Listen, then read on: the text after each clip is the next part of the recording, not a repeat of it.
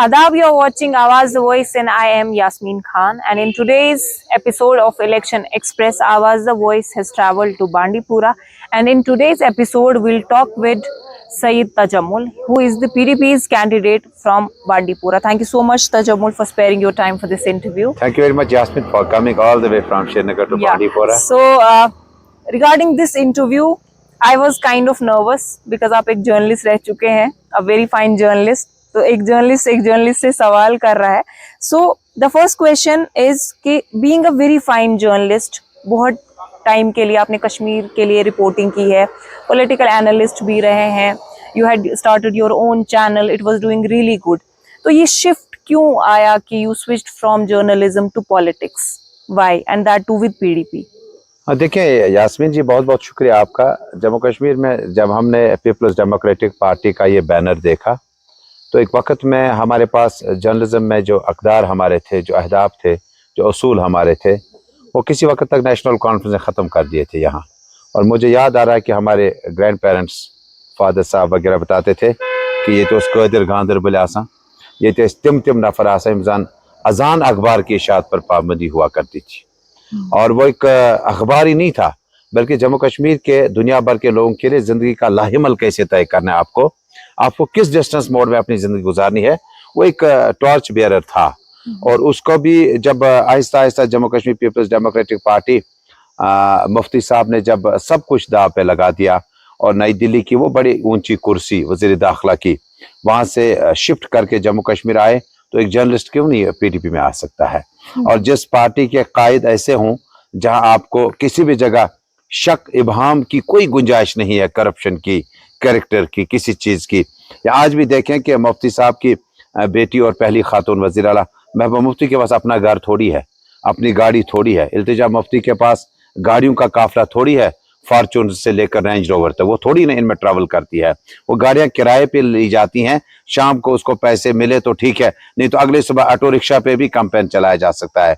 मुझे लगता है कि ये मेरे लिए एक न सिर्फ एक रोड मैप था मेरी ज़िंदगी का.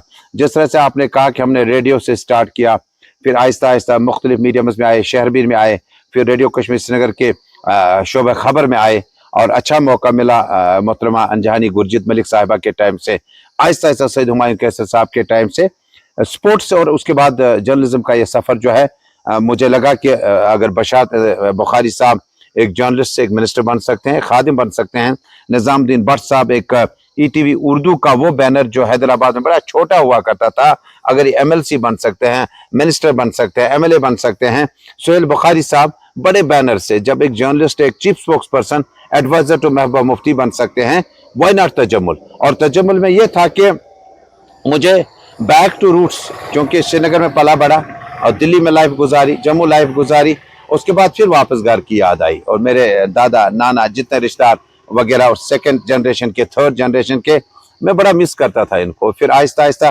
कहते हैं ना कि आपकी नीयत अच्छी हो तो अल्लाह ताला रास्ता जो है वो तैयार करता है. मैंने सिर्फ शिफ्ट किया है, मैंने सिर्फ मूव किया है, but I am not cease to be journalist. जहां आपको पॉलिटिकल ओपिनियन की जरूरत हो, जिस तरह से आपने ओपनिंग रिमार्क्स में कहा कि आपका इंटरव्यू करना और आपके साथ ये लम्हात क्वेश्चन वगैरह करना, मैंने आदत बनवाई थी. जीएसटी, G20 और उससे पहले जो जितने भी स्पोर्ट्स वर्ल्ड कप हुआ करता था, तो आप जैसे जर्नलिस्ट जो हैं बडिंग अपकमिंग, और वो आपको ग्रूम करने के लिए, आपके साथ चलने के लिए, मैं स्पोर्ट्स एनालिस्ट, पॉलिटिकल एनालिस्ट और पॉलिटिकल कमेंटेटर्स आपके पास आता रहा.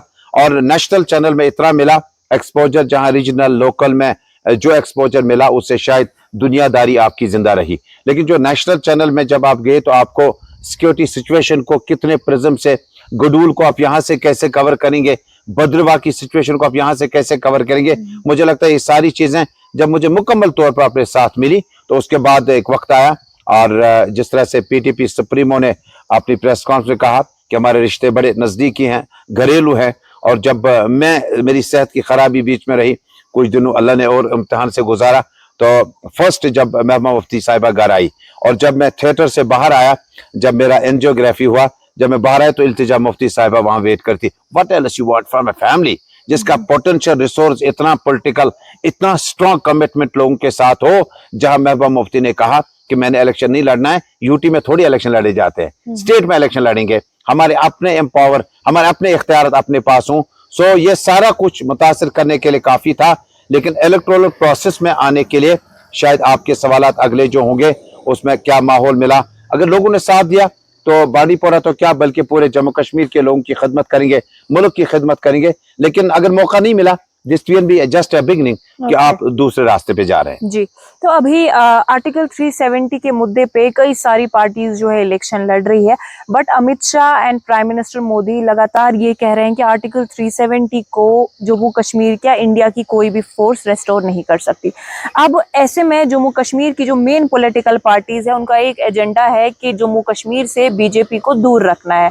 तो इसके लिए जो नेशनल कॉन्फ्रेंस ने कांग्रेस के साथ अलायंस किया और उनसे पूछा गया कि आपने पीडीपी के साथ अलायंस क्यों नहीं गया, उस पे उमर उल्लाह ने कहा कि पीडीपी को हमने अप्रोच किया था बट उन्हें सिंपली डिनाई कर दिया। क्या रीजन था कि आपने अलायंस नहीं किया एनसी के साथ? देखिए, आर्टिकल 370 एब्रोगेशन के बाद अगर आप ये समझ रहे हैं कि पीपल्स डेमोक्रेटिक पार्टी सरेंडर करेगी, हम सरेंडर पॉलिसी को रिहेबिलिटेट नहीं कर सकते हैं। हम मांगना जानते हैं, हमें लेना आता है, क्योंकि जम्मू कश्मीर की वाहिद पार्टी है जिन्होंने जम्मू कश्मीर में किलानी साहब के घर तक पार्लियामेंट डेलीगेशन पहुंचाया। मुझे एक तंजीम दिखाओ जिन्होंने जम्मू कश्मीर में ऐसी पहल की हो। हमारा हरीफ, हमारा दोस्त और हमारा पॉलिटिकल राइवल नेशनल कॉन्फ्रेंस है। हमारा कंपटीशन किसी भी टाइम से बी पार्टी के साथ नहीं हो सकता है, सवाल ही पैदा नहीं होता है। अब जो आप नेशनल कॉन्फ्रेंस के लिए 370 आर्टिकल के एब्रोगेशन के बाद जिस शिद्दत के साथ, जिस इख्तियारात के साथ पीपल्स डेमोक्रेटिक पार्टी के सदर और इल्तिजा मुफ्ती वहीदुर रहमान परा और बाकी लीडरान ने जिस अंदाजे से इस जंग को जारी रखा, सियासी जंग को, मुझे लगता है कि हम किसी हद तक लोगों के जो मसाइल थे, लोगों के जो इश्यूज थे, वो किसी हद तक दिल्ली तक लेके आ पाए। और उसके बाद जब आप जम्मू कश्मीर में नेशनल कॉन्फ्रेंस की इस अलायंस की बात करते हैं, ये थोड़ी ना अलायंस है, अब ये कंपनी का नाम हो जाएगा, ये रिलायंस है, जहां पे आपको 10 लगाने 20 लाने हैं। ये National Conference has always treated Congress party as it is B component. It has never become number 1 team in Jammu Kashmir. Congress party Mufti साहब के वक्त से, प्रेसिडेंटशिप के बाद गुलाम रसूल कार साहब से, पीरजादा सईद साहब से, गुलाम अहमद मीर साहब से, वकार रसूल बानिहाली से, अब तारिक हमीद करा साहब ने, आपने बी टीम बना के रखा कांग्रेस पार्टी ने, क्योंकि वजह यह थी कि हम 5 के 5 साल, पहले तो 6 साल हुआ करते थे, 5 साल हम हुकूमत साजी करेंगे और बाद में बची सोशल वेलफेयर और एसआरटीसी की मिनिस्ट्री वो कांग्रेस को दे देते हैं। और पीडीपी के साथ आपको अलायंस करने के लिए एजेंडा ऑफ अलायंस पहले बनना था। It was not an ordinary call for PDP to have an alliance with Congress Party or with National Conference. उनको भी एजेंडा ऑफ अलायंस बनना था, जिसमें हम ये कहते कि एजेंडा ऑफ अलायंस कल कम नहीं करेगी, कल सरेंडर नहीं करेगी। हमारे जो वाटर रिसोर्सेस हैं, हमारे जो बिजली प्रोजेक्ट्स हैं, हमारे जो इंटरनल ऑटोनॉमी है, हमारे जो मसाइल उनको हमें हवाले कर दो वापस, हम जाने कैसे काम चलाना जानते हैं। लेकिन पीडीपी के लिए जिस तरह से उमर साहब ने पार्लियामेंट इलेक्शन में रिपोर्ट कार्ड जैसे बच्चे का जारी किया जाता है, यह है A1, यह है A+, इस बच्चे को और ज्यादा इंप्रूव करनी है उर्दू अंग्रेजी में। इसका मैथमेटिक्स थोड़ा कमजोर है, इसका साइंस ज्योग्राफी में कोई कॉम्बिनेशन नहीं मिल रहा। PDP has not won a single seat from parliament, so we are not going for the seat sharing. This was the saying of Umar Abdullah. लेकिन जब असेंबली में इसका कंपैरिजन यास्मीन जी आप करते हैं, हमारे पास 28 सीटें थी, श्रीनगर में मेरे पास 5 सीटें थी, नेशनल कॉन्फ्रेंस का 30 सीटें, तो करें ना बंटवारा आ जाके। जब पार्लियामेंट ऑफ ऑल थ्रू 3-0 जा रहे हैं, ठीक है, नहीं जीत पाए, हालात कैसे बनाए गए वो अलग बात है। 28 सीटों में से 15 सीटों में नेशनल कॉन्फ्रेंस को कितना शेयर मिलना था? 12 सीटों का। डीडीसी चुनाव में नजीर अहमद खान साहब, he was the district president of Budgam, उसको सीट नहीं दिया गया। उमर अब्दुल्ला ने उस वक्त कहा कि डिस्ट्रिक्ट बडगाम में उमर अब्दुल्ला साहब ने ब्यूरो में इलेक्शन लड़ना है। गॉड नोज बेटर, लास्ट में वो बडगाम चले गए, वहां नहीं चले गए, वहां शायद जमीन बंजर हुई थी, शायद फसल नहीं उग सकती थी। लेकिन ये जो शराइत रखे गए थे ये अनकंडीशनल थे। देखिए, पीडीपी एक तहरीक का नाम है, ये कहने की बात नहीं है। तहरीक होती तो मैं शायद ना लाखों रुपया नौकरी छोड़कर नेशनल मीडिया का बैनर लोगों के पास वोट मांगने के लिए जाता, एक के घर जाके। ये तहरीक में शामिल होने के लिए आपको घर से कुर्बानियां देनी पड़ेगी, आपको घर से चीजें ला ला कर वर्कर को देनी पड़ेगी, आपके घर के दरवाजे 24 घंटे खुले रहने चाहिए। इसलिए पीडीपी का स्टैंड क्लियर और क्रिस्टल था शुरू से कि हम 370 का, जिस तरह से मुफ्ती साहब बार बार असेंबली में कहते थे, मैंने असेंबली को कवर कर करके आया, वो कहते थे पार्लियामेंट का कानून डायरेक्ट जम्मू कश्मीर पास थोड़ी होगा। Supreme court, honourable supreme court का कानून डायरेक्ट थोड़ी जम्मू कश्मीर में लागू होगा। यहाँ कॉन्स्टिट्यूट असेंबली है और असेंबली के हर दरवाजे से, चाहे जीएसटी हो, चाहे कोई भी कानून आपने लाना हो, वो पास होकर रहेगा जब तक असेंबली मानेगी। मुझे यकीन है कि जम्मू कश्मीर में देर आयत दुरुस्त आयत कि एक नेशनल कॉन्फ्रेंस ने 87 में जम्मू कश्मीर के लोगों को बहुत धोखा दिया। आज थोड़ी कश्मीर यूनिवर्सिटी का वो स्टूडेंट जो पॉलिटिकल साइंस में टॉपर था, उस इलाके का रहने वाला था, आज वो थोड़ी कब्र में होता। आज वो इस वक्त वाइस चांसलर कश्मीर यूनिवर्सिटी होता, registrar Kashmir university Islamic university होता, बाबा गुलाम शाह बादशाह यूनिवर्सिटी में इस वक्त प्रोफेसर होता। वो थोड़ी कब्रों में होते। This was all because the compulsion of national conference, जिसने जम्मू कश्मीर के लोगों को कब्रों पर सोने के लिए अनकंडीशनल अनवारंटेड डेथ को एक्सेप्ट किया। नेशनल कॉन्फ्रेंस ने 2014 में एक कोशिश की कि अनकंडीशनल सपोर्ट पीडीपी को करेंगे। वो बड़ी साजिश थी, वो गहरी साजिश थी। वो आपने असेंबली में कमजोर हुकूमत लानी थी ताकि मुफ्ती मोहम्मद सईद का जो पॉलिटिकल स्टेमिना है उसको खत्म करना था। पॉलिटिकल स्टेमिना में मसरत आलम भट्ट शाम को घर पहुंचे। पॉलिटिकल स्टेमिना में 11,500 स्टोन पेल्टर्स को माफी मिली। आजकल वो मिडिल ईस्ट में नौकरियां करते हैं। आजकल वो किसी प्राइवेट कंपनी इदारों में काम करते हैं। बीटेक, एमटेक, एमबीए करके लड़के आजकल नौकरी करते हैं।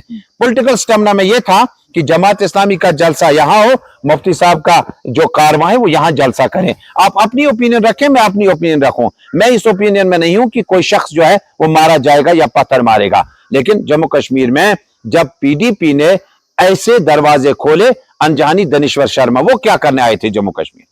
कामी वक्त के बाद वो चल बसे। वो क्या करने आए थे? वो आए थे यहां पर कि स्टेक होल्डर्स के साथ बातचीत की जाए। महबूबा मुफ्ती होम मिनिस्टर थी, चीफ मिनिस्टर थी, फिर भी इंटरलोक्यूटर आया यहां पर। क्या नेशनल कॉन्फ्रेंस, कांग्रेस हुकूमत, अफजल गुरु और मकबूल भट्ट की फांसी के अलावा उनके पास कोई उपलब्धि है हमारे पास जो गिनाई जा सकती है? इन्होंने जी जम्मू कश्मीर में ये पॉलिटिकल इश्यूज हमारे हल किए हैं। मुझे लगता है कि प्रीपोल अलायंस ना सही, लेकिन इसके बाद जब घूम फिर के आएंगे ना, ये वही महबूबा मुफ्ती है जिसने बीजेपी को, जिसको कंट्री का मैंडेट था, 3 महीने तक वेट करवाया। मुफ्ती साहब ही थे जिन्होंने वेट करवाया एजेंडा ऑफ अलायंस। और जो लोग यास्मीन जी ये कहते हैं कि आपने, पीटीपी ने दरवाजा दिखाया। अभी कन्हैया कुमार आए थे, वो कह रहे थे मुखबिर ने यहां दरवाजा खोला और कुछ लोग यहां घुस गए। अरे मुखबिर कौन है? पार्टी कौन सी है? बीजेपी को मैंडेट था जम्मू का 25 सीटों का, पीडीपी को मैंडेट था राजौरी पुणे जोड़कर जम्मू कश्मीर का 28 सीटों का। हुकूमत किसकी बन सकती थी? हुकूमत अब एजेंडा ऑफ अलायंस में बनी थी, लेकिन उससे पहले वाजपेयी जी के टाइम में, बीजेपी के टाइम में जम्मू कश्मीर में Omar Abdullah minister of external affairs deputy बने। वो सिर्फ इसलिए था मिडिल ईस्ट में जो अरब ममालिक में हमारे दोस्त हैं वहां उनको दिखाना था बीजेपी का मिनिस्टर मुसलमान है, इसलिए आप मुसलमानों को वोट दे दीजिएगा। क्या वो 5 साल 6 साल तक हुकूमत करने के बाद उन्होंने बीजेपी को यहां नहीं लाया? क्या जिस वक्त मुराद देसाई जी डाउन टाउन पहुंचे थे, सबज दस्तारस नबी शिरोजी पाकिस्तान गाजिया, who was that Pakistani Ghazi who was leading from the front? What was the chemistry, internal chemistry? वो क्या था यहां जम्मू कश्मीर में ला लाकर?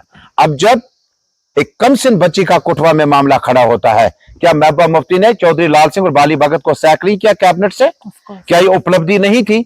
अब जम्मू कश्मीर में आपको एब्रोगेशन के बाद अगर 370 आर्टिकल को वापस लौटाने के लिए हमें रातें साल भी गुजारने पड़ेंगे, बिल्कुल अपने घरों के बाहर हम गुजारने के लिए तैयार हैं, क्योंकि कॉन्स्टिट्यूशनल गारंटी जो कंट्री के साथ है वो इन चीजों के साथ थी। अगर 70 साल के बाद आप रोल बैक करते हैं और वक्त लग जाएगा, जिस तरह से पीडीपी सुप्रीमो कहती है और भी 70 साल लगेंगे, लेकिन हम इंशाअल्लाह ताला इस पॉलिटिकल कॉन्स्टिट्यूशनल गारंटी को जम्मू कश्मीर के लोगों के हवाले करेंगे। और आखिरी जनरेशन जब नेक्स्ट के नेक्स्ट आ जाएगी, वो कहेगी कि उस वक्त वो लीडर कहां थे? ये तो एब्रोगेशन पार्लियामेंट के ट्रेजरी ब्रांच ने किया था। आपके पास 6 थे, तीनों जो लीडर थे वो नेशनल कॉन्फ्रेंस के थे। और उस वक्त जिस तरह से आज कई जगहों पर आप आजकल वो क्या नाम है विंटर्स में कुछ ऐसे स्नो स्कल्पचर्स देखते हैं लोगों के, शायद वैसे भी देखने मिलेंगे। उस वक्त कौन कौन था पार्लियामेंट में? Who was representing who was from which party?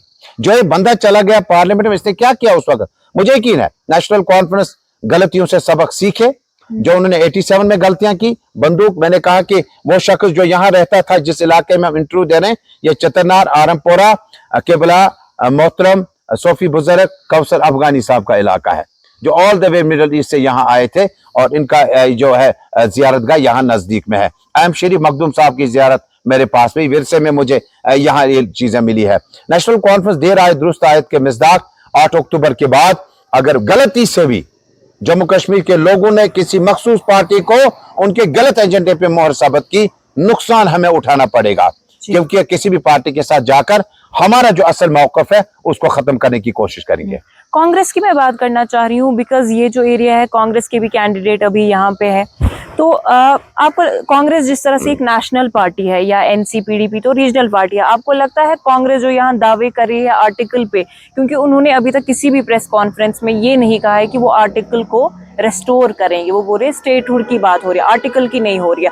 साथ ही साथ वो एक नेशनल पार्टी है, आपको लगता है वो कश्मीर के लिए कुछ सीट्स के लिए अपना नेशनल इंटरेस्ट लूज करेंगे? देखिए, कांग्रेस पार्टी जो है उसका हरीफ जो इस वक्त है वो सख्त मौकफ रखने वाली हिंदू जमात है, और इसलिए कांग्रेस में ऑटोमेटिकली हमें ऐसा लग रहा है कि शायद हम कांग्रेस को ही हमारे लिए कोई रास्ता खोलने वाली है। कांग्रेस ने एक रास्ता बनाने की कोशिश की थी जम्मू कश्मीर आते आते, और ये रास्ता ये था कि जब मुफ्ती साहब ने कांग्रेस पार्टी के साथ अलायंस की तो वर्किंग ग्रुप्स बने, यानी इट वाज मुफ्ती मोहम्मद सईद जो यहाँ रिसीविंग एंड से उनसे कुछ लेने की कोशिश कर रहा था। मुजफ्फराबाद कारवान अमन बस चलाई, पीस प्रोसेस, एलओसी ट्रेड शुरू किया। The initiative was from our side, it was not the initiative from Congress party. उनकी क्या मजबूरी है? कांग्रेस पार्टी को यूपी, कांग्रेस पार्टी को गोवा, महाराष्ट्र, बाकी जगह देखनी है, वहां का पॉलिटिकल डिस्कोर्स देखना है। वो थोड़ी ना यहाँ आकर जम्मू कश्मीर की सियासत करेंगे। जिस तरह से जम्मू कश्मीर में आपने कहा कि स्टेटहुड और आर्टिकल की वापसी, स्टेटहुड नेशनल कॉन्फ्रेंस मांग रहा है, स्टेटहुड कांग्रेस मांग रहा है। PDP is asking for pure article 370 and 35A, it should be restored and return back to our people. अगर आप दे रहे हैं, उसके लिए रास्ता क्या है? उसके लिए आपका रास्ता है हमारी जम्मू कश्मीर की लेजिस्लेटिव असेंबली। आपका पीडीपी का कोई भी एमपी इस वक्त पार्लियामेंट में नहीं है, राज्यसभा में नहीं है, लोकसभा में नहीं है, और हुकूमत साजी जब आगे आएगी, हमारा ये जो आर्टिकल की वापसी है ये जम्मू कश्मीर असेंबली में चर्चा की जा सकती थी। मैंने एज जर्नलिस्ट आजाद साहब से पूछा था, उनकी बड़ी पुरजोश प्रेस कॉन्फ्रेंस थी, आहिस्ता आहिस्ता वो प्रेस कॉन्फ्रेंस अब खत्म होने लगी हैं, और मैंने कहा था आजाद साहब ठीक है, पार्लियामेंट में आपके 6 ही मेंबर हैं, नहीं हो सकता आउट ऑफ 580। आप उसके बाद सुप्रीम कोर्ट में, ठीक है, सुप्रीम कोर्ट में आपको बहुत चीजें मद्देनजर रखनी है, हालांकि केस जो था वो अंडर ट्रायल था तब। मैंने कहा why don't we ask people vote for us, we will try to restore it through our Jammu Kashmir assembly. उसने जवाब नहीं दिया जम्मू कश्मीर की असेंबली में। लिहाजा मेरी एक बार फिर गुजारिश होगी तमाम लोगों से कि Congress party, national conference, Congress party कहती है कि अगर लाइट चली गई शमा जलाओ, शायद एक दूसरे का मुंह आप देख पाएंगे। हम कहते हैं वो लाइट कहां चली गई जो रोशन करके चली गई थी, यहां से जो बिजली का ग्रिड चल रहा था, सोलर ग्रिड चल रहा था, वो क्यों आप लोगों ने खत्म कर दिया? अब इसको टॉरिश से, आपके सेल फोन से आप एक दूसरे को कमरे में कोई वादा करना चाहते हैं, वो गलत है।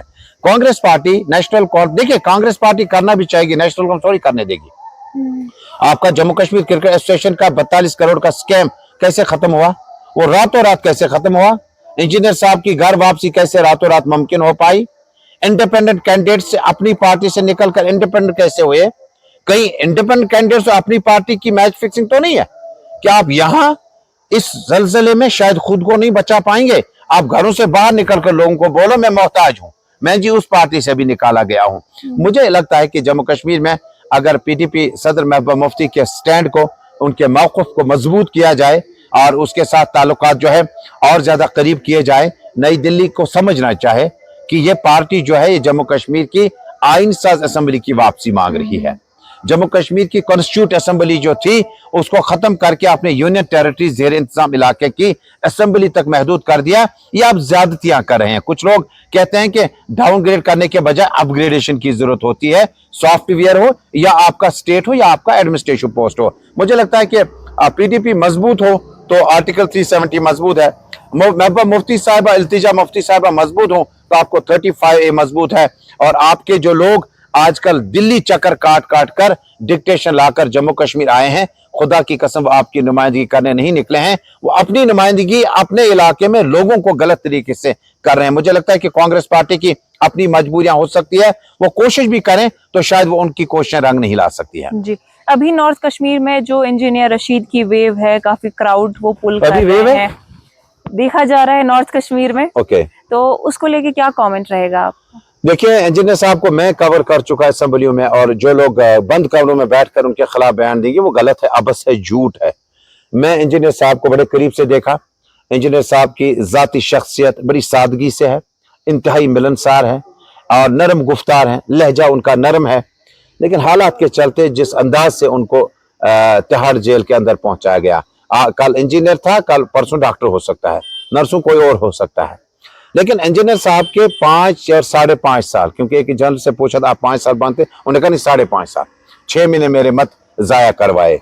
शेख साहब काफी वक्त तक जेल रहे, और जेल किस लिए रहे, तारीख अवराक और पन्ने पलटने के बाद आपको पता चलेगा वो जम्मू कश्मीर में चाहते क्या थे।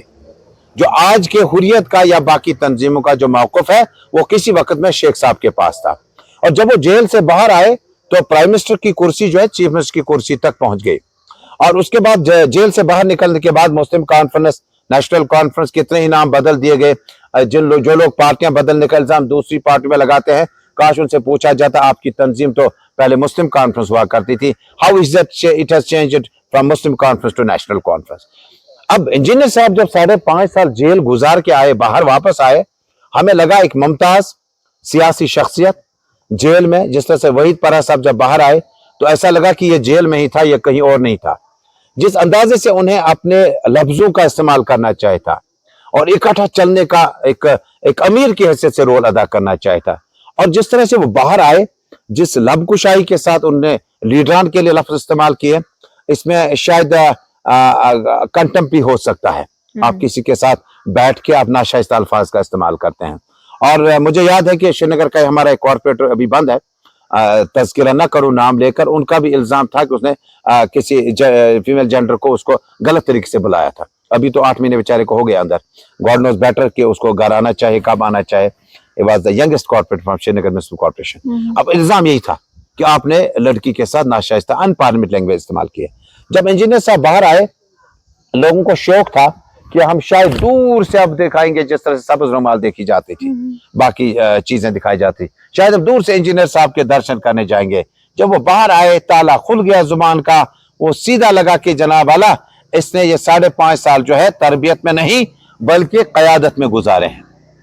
वो किसी एम्बिशन के लिए अंदर गए हुए थे, और उसके बाद जिस अंदाज से पहले बोलना ही नहीं चाहे, जब आपने बोला कि why should I tell my people that my son or my daughter will not be contest from Bani, why should I tell my people, don't they have their own choices।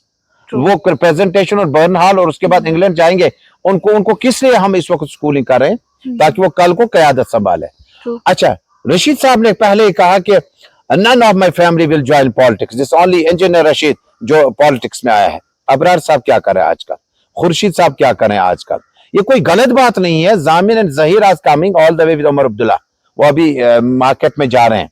Iltija is grown up in a very tough and tremendous atmosphere. वो कोई उधर से आके assembly में नहीं पहुंची है, वो मदर के जेल जाने के बाद, महबूब जी के जेल जाने के बाद उनके बदले कैंपेन करते रहे, ट्विटर हैंडल इस्तेमाल करती रही, और वो पीडीपी के उस सेंटिमेंट को वापस रिप्रेजेंट कर रही थी। इंजीनियर साहब का आपने कहा वेव है, मुझे लगता है कि इंजीनियर साहब का वेव पार्लियामेंट में बहुत ही अच्छा था। असेंबली में इस वेव को मैं कमजोर तरीके से देख रहा हूं, क्योंकि ये नहीं है कि मैं आजकल कॉन्टेस्ट कर रहा हूं इसलिए मुझे नहीं दिख रहा है। ये मेरा बांडीपोरा जो है इल्म अदब और आपका गहवारा है, यहाँ लोग आपकी मजबूरियों को समझ सकते हैं। यहाँ कोई भी आपको रास्ते मिलेगा, जब आप वहां से यहाँ आई तो रास्ते में जिनके साथ वाकफियत है उनसे सलाम दुआ, जिनसे वाकफियत नहीं उनको सलाम दुआ करनी है। जब बांडीपोरा आए 42,500 वोट दिया, जो यहाँ का सबसे ज्यादा टर्न आउट था। लेकिन जब बांडीपोरा वालों ने देखा कि ये इंजीनियर साहब के लिए वोट था, इंजीनियर साहब घर वापस आ गए, इंजीनियर साहब अब कुछ और करने लगे हैं। Is against national conference, against Congress party, is against people's democratic party, is against Jamaat Islami, is against that Muslim united front, is against Hurriyat conference. फिर वो रिप्रेजेंट किसको कर रहा है? हाँ, 5.5 साल जेल में रहे हैं वो, अल्लाह उन्हें और सब्र जमील अता करे। हम जेलों के जाने पर किसी के खुशियां नहीं मनाते हैं, हम उस कुंबे के साथ हैं, हम उनके घर के साथ हैं। और मुझे लगता है कि नॉर्थ कश्मीर में it will not have impact in 2024 जैसे पार्लियामेंट इलेक्शन में हुआ था। असेंबली में उनका अपना एरिया है, लेकिन उसके बाद लोग डिसाइड करेंगे कि वो किस तरफ जाएंगे। But I don't see there is any wave in north Kashmir for engineer Rashid. Okay, Bandipora के जो लोग हैं, अगर वो अपना मैंडेट आपको देते हैं, अपना फेथ आप में इनकॉर्पोरेट करते हैं, तो उनको देने के लिए आपके पास क्या क्या है? देखिए, जिला बांडीपुरा का अवाम जो है ये इंतहाई सादगी और परेशानी से गुजर चुका है। जिला बांडीपुरा में हमारे एक वक्त में डॉक्टर गुलाम कादिर वानी साहब जिस कारवां जिस काफिले को लेकर डेमोक्रेटिक सेटअप में आ चुके थे, इंतखाबात होते थे जमात इस्लामी के बैनर के तले, उसके बाद ये तंजीमें ममनू करार दी गई, और उसके बाद जम्मू कश्मीर में इस आखिरी ज़िले में जो मिलिट्री डोमिनेटेड है, पॉलिटिकली बहुत कम इसका डोमिनेंस है यहाँ इस इलाके में। उसके बाद हादसाती तौर कुछ लोग सियासत में आए, और उसके बाद लोग बड़ी परेशानियों में थे, दूस दबाव और बड़ी मुश्किल सूरत हाल से गुजर रहे थे, और उनके पास ऑप्शन ही नहीं था। उसके बाद एक शख्सियत आई जिसको मुफ्ती साहब ने हाथ रखा और वो कामयाब पाए, MLC बने, MLA बने, बाद में छोड़ के चले गए। अब मैं आपकी तरफ आया हूँ और मेरा ताल्लुक उसी गांव से है, खयार बांडीपुरा से है। जब मैं आपके पास आया हूँ, मेरे पास देने को क्या है?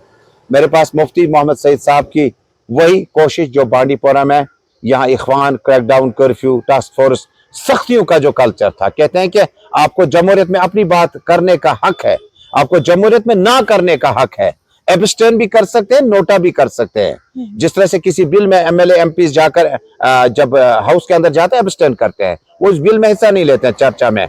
मुझे बांडीपुरा में यहाँ की गुर्बत, यहाँ की परेशानियों को दूर करना है, और बांडीपुरा के लिए मेरा जो पहला ख्वाब होगा, और ख्वाब देखना गलत नहीं है, हो सका तो आप इन ख्वाबों को हकीकत में बदल सकते हैं।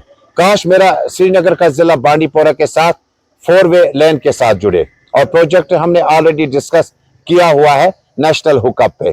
काश मेरा बांडीपुरा रेलवे कनेक्टिविटी के साथ बांडीपुरा के HMT इलाके से जब मेट्रो स्टार्ट हो जाएगा, रिंग रोड से होते होते संभल सोनावारी से मेरे उस कॉन्स्टिट्यूएंसी के एरिया से जो मुझे उस इलाके में मिले, वहां से होते होते गुरेज पहुंच जाएगा।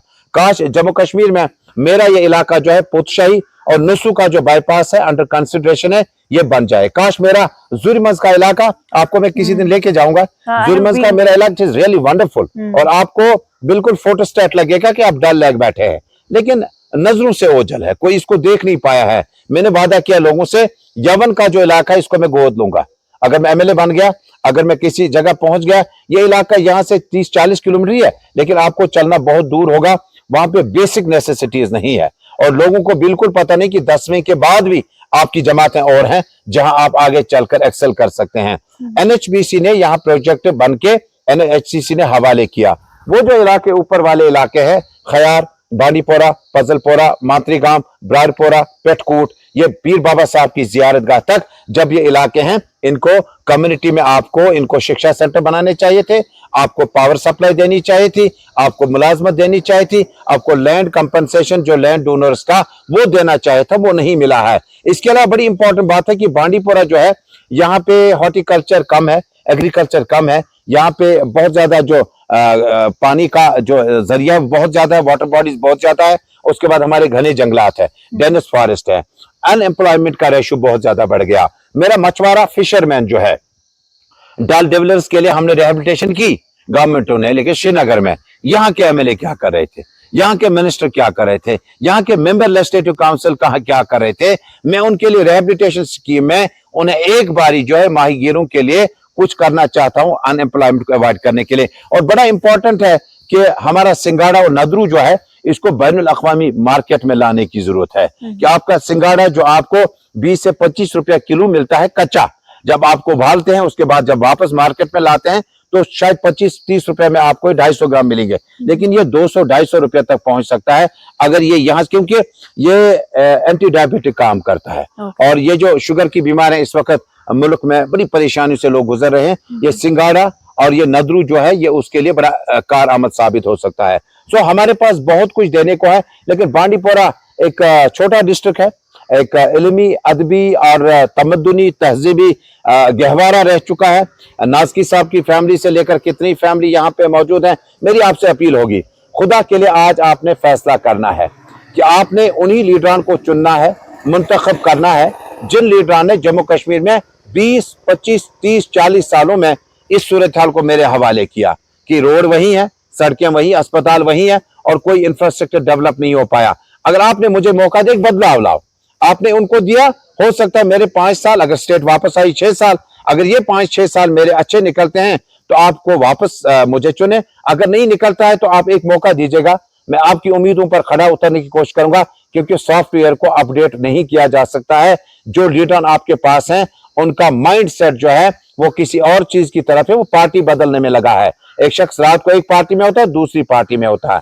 तीसरा यास्मीन जी बड़ा इंपॉर्टेंट है, बांडीपोरा का ये कॉन्स्टिट्यूंसी जो है, यहाँ वोटरान को बहुत मुश्किल सूरत हाल में लाया जाता है, चेक एंड बैलेंस किया जाता है, पार्टी की चॉइस को नजरअंदाज करके उनके खिलाफ एक हिकमत अमली का कार्ड खेला जाता है। डर, दोष, दबाव, वो हिकमत अमली तरतीब दी जाती है जहां वोटरान को, कॉर्डर को डरा डरा कर वोट मांगा जाता है, नहीं तो अगले दिन आपके साथ कुछ और हो सकता है। मेरी इलेक्शन कमीशन ऑफ इंडिया से अपील होगी, मेरी deputy commissioner, deputy inspector general has been very kind enough to this place, north Kashmir से, जो सुप्रीम पुलिस नए आए हैं वो भी बड़े जबरदस्त सीनियर पुलिस अफसर हैं, कि लोगों का फ्रेंचाइज ढूंढने में, चुनने में उन्हें मौका दिया जाना चाहिए। whether they should go with Rahul Gandhi और Modi, it's the choice of the public who has to decide किसके साथ जाना है। यही फार्मूला कश्मीर के इस आखिरी जिले में हो तो आपकी उम्मीदें जो है वो पूरी हो जाएंगी, और बांडीपोरा को जो आइडेंटिटी क्राइसिस है, एचएमटी के आगे जवाब आपको आइडेंटिटी क्राइसिस है, उसको दूर करने के लिए एक मौका चाहे 5-6 साल में आपको नहीं लगेगा, फिर दोबारा से आप लोगों को वापस ला सकते हैं। सही बात है। आई अंडरस्टैंड अभी कैंपेन के कुछ ही दिन बचे हैं और आप बिजी भी हैं, बट स्टिल आपने टाइम निकाला इंटरव्यू के लिए, उसके लिए बहुत बहुत शुक्रिया। यास्मीन जी बहुत बहुत शुक्रिया आपकी पूरी टीम का, और जिला बांडीपोरा आकर आप जिस अंदाज से खुद सूरत हाल को देख रहे हैं कि बांडीपोरा ने आपकी बात डिसाइड किया है, they will go for a big change. और चेंज क्या होगी, जो जम्मू कश्मीर के इस बांडीपोरा के इलाके का हाथ पकड़ पकड़ कर उसको सिकिम्स हॉस्पिटल के वार्ड तक अगर वहां काम पड़ेगा, नरेगा ही काम नहीं है। मेरे बांडीपोरा का खिलाड़ी आपको अब रणजी ट्रॉफी में दिखेगा और जरूर खेलेगा। फुटबॉल का खिलाड़ी जो मेरा शौकीन है वो संतोष ट्रॉफी में होगा। जो मेरा वुलर किनारे लोग कहते हैं वो बिल्किस मैडम के साथ आपको डल लेक में एक्वाटिक स्पोर्ट्स में नेशनल मेडल वापस लाते हुए दिखेगा। मेरा बांडीपोरा का नौजवान इतना तंदुरुस्त है, उसे बैलेट फोर्स में, वुमेन्स पुलिस में, जेंट्स पुलिस में भर्ती किया जा सकता है। मुझे याद है कि बांडीपोरा ज्यादातर शौकीन लोग टीचिंग लाइन में जाना चाहते हैं, जर्नलिज्म में जाना चाहते हैं, जुडिशरी में जाना चाहते हैं, बट हमारा स्कोप होम के साथ साथ जो स्पोर्ट्स का है वो बड़ा डेवलप्ड है। मैं यकीन दिलाता हूं आपको कि इसी वाटर बॉडीज के आसपास में मैं आपको गोल्ड मेडल्स निकाल के दूंगा। Hopefully. Thank you very much, thank you very much.